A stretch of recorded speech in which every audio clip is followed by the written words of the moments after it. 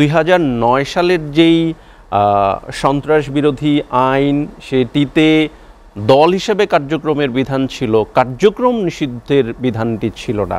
25-এর সংশোধনীতে আইন উপদেষ্টার Facebook status অনুযায়ী সেখানে কার্যক্রম নিষিদ্ধের সংযোজনটি করা হলো, দল বাদ দিয়ে কার্যক্রম নিষিদ্ধের সংশোধনটি কারণ করা হলো, এবং এটির কার্যকারিতা কি আপনার কাছে জানতে চাই। আপনাকে ধন্যবাদ। এবং আলোচনায় দুজন আছেন এবং যারা শুনছেন সবার জন্য শুভেচ্ছা রইল। আওয়ামী লীগ নিয়ে শুধু দলের কার্যক্রম নিষিদ্ধ নয়, ইতিমধ্যে আরেকটি খবর আছে, সেটি হচ্ছে নিবন্ধন বাতিল। নিবন্ধন, সেটি নিয়ে আলাপ করব। নির্বাচন কমিশনের নিবন্ধনও বাতিল করেছে।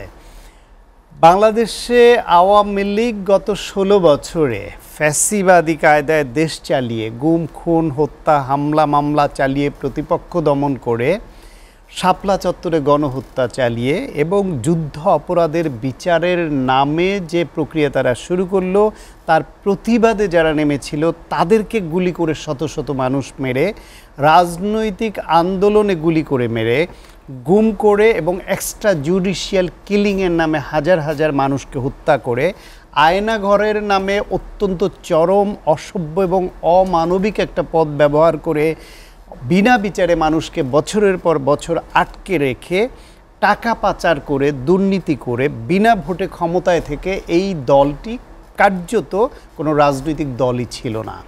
তারা একদম টোটালি ফ্যাসিবাদ, মাফিয়াতন্ত্রের ধারক বাহক, এইরকম একটা স্বৈরতান্ত্রিক গোষ্ঠীতে পরিণত হয়েছিল। তার সর্বশেষ পেরেকটা মেরেছে গণ অভ্যুত্থানে গণহত্যা চালিয়ে।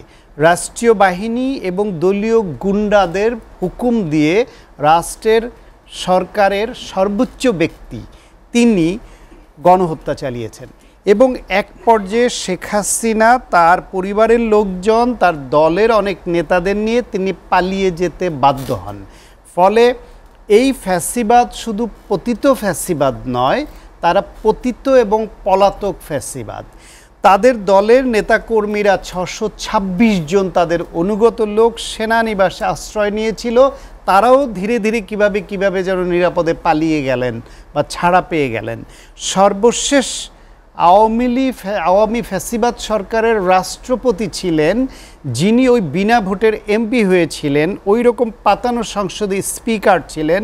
পরবর্তী সেই ফ্যাসিবাদ এবং মাফিয়াতন্ত্রের রানীর সমর্থনে একাধিকবার রাষ্ট্রপতি ছিলেন, তিনিও নাকি লুঙ্গি পরে, মাস্ক পরে, গেঞ্জি পরে কিভাবে ভিআইপি দিয়ে পালিয়ে গেলেন। এই সমস্ত ঘটনায় এই গণহত্যার পক্ষের যে শক্তি, তারা সাংঘাতিক ক্ষুব্ধ ছিল। তাদের গণহত্যা চালিয়ে যারা শহীদ হয়েছেন, তাদের পরিবার, যারা আহত হয়েছে তারা, এবং তাদের সতীর্থ সংগ্রামী যারা গণহত্যার পক্ষে সকল শক্তির মনে শেখ হাসিনা এবং তাদের অনুগত নেতারা, তারা কোনো রকম অনুশোচনা প্রকাশ করেনি, তারা ভুল স্বীকার করেনি, তারা অধ্যত্বপূর্ণ আচরণ দিয়ে, বাজে কথা দিয়ে, উস্কানি দিয়ে ওই শহীদ পরিবার এবং আহত গণঅভ্যুত্থানের পক্ষের যে যারা লড়াই করেছে তাদের ক্ষততে ক্রমাগত লবণের ছিটা দিয়ে গেছে। ফলে নানান ইস্যুতে এক এক সময় এদের বিরুদ্ধে যতটুকু আইনানুগভাবে আগানোর জন্য সহনীয় হতে পারত, তার আগেই এই কাটাঘায়ের নুনের ছিটা ক্রমাগত দেওয়ার কারণে ক্ষুব্ধ গণঅভ্যুত্থানের পক্ষের কোনো শক্তি তারা মাঠে নেমে পড়ল যে আওয়ামী লীগকে নিষিদ্ধ করতে হবে। সেই পরিস্থিতিতে আওয়ামী লীগের ইস্যু মূলত ছিল তিনটা। এক হচ্ছে তাদের কার্যক্রম নিষিদ্ধ, দুই হচ্ছে নিবন্ধন বাতিল করা, তিন হচ্ছে দল হিসেবে আওয়ামী লীগকে নিষিদ্ধ করা। এখন দল হিসেবে একটি রাজনৈতিক দলকে নিষিদ্ধ করবার জন্য নির্বাহী আদেশ কতটা যুক্তিযুক্ত হবে সেই নিয়ে কোনো কর্নারের প্রশ্ন আছে গণঅভ্যুত্থানের পক্ষের শক্তির মধ্যেই।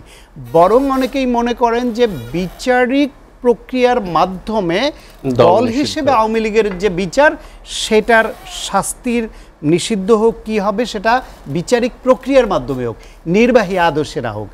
কিন্তু ততদিন পর্যন্ত যদি এই দলের বিচারিক কার্যক্রম তাদের যদি কার্যক্রম চলতে থাকে, রাজনৈতিক কার্যক্রম তারা চালাতে থাকে, রাজনৈতিক কার্যক্রমের নামে তারা যে ঝটিকা মিছিল বের করছিল, সেই ঝটিকা মিছিলের মধ্যে তাদের নিষিদ্ধ ঘোষিত ছাত্র সংগঠনের নেতাকর্মীরা ঢুকে পড়ছিল, যারা গণহত্যায় সরাসরি অংশগ্রহণ করেছে তারা ঢুকে পড়ছিল, যারা 16 বছর ধরে গুম খুনের সঙ্গে জড়িত তারা ঢুকে পড়ছিল, এবং তাদেরকে পুলিশ যখন বাধা দিচ্ছে বা গ্রেফতার করছে, তখন আবার আওয়ামী লীগপন্থী কোনো কর্নার থেকে যারা এখন সুশীল বেশে বক্তব্য উপস্থাপন করেন, তারা এই প্রশ্নটা কেউ তুলছিলেন যে আওয়ামী লীগকে তো নিষিদ্ধ করা হয়নি, তাহলে তাদের আপনি মিছিল করতে দিবেন না কেন, তাহলে তাদেরকে কেন আপনি রাজনৈতিক অধিকার থেকে খর্ব করছেন?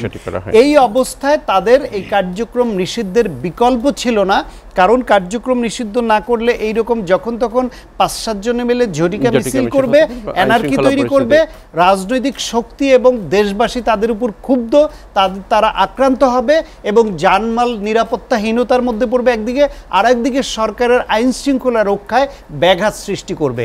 ফলে এই কার্যক্রম নিষিদ্ধ ছাড়া উপায় ছিল না, এবং যে ধারায় কার্যক্রম নিষিদ্ধ করা হলো তার ধারাবাহিকতায় নির্বাচন কমিশন আবার বাধ্য হলো এই নিবন্ধন বাতিল করতে। আর দল হিসেবে নিষিদ্ধ করার প্রক্রিয়া এটা বিচারিকভাবে আগাবে, আমরা সেই প্রত্যাশা রাখি।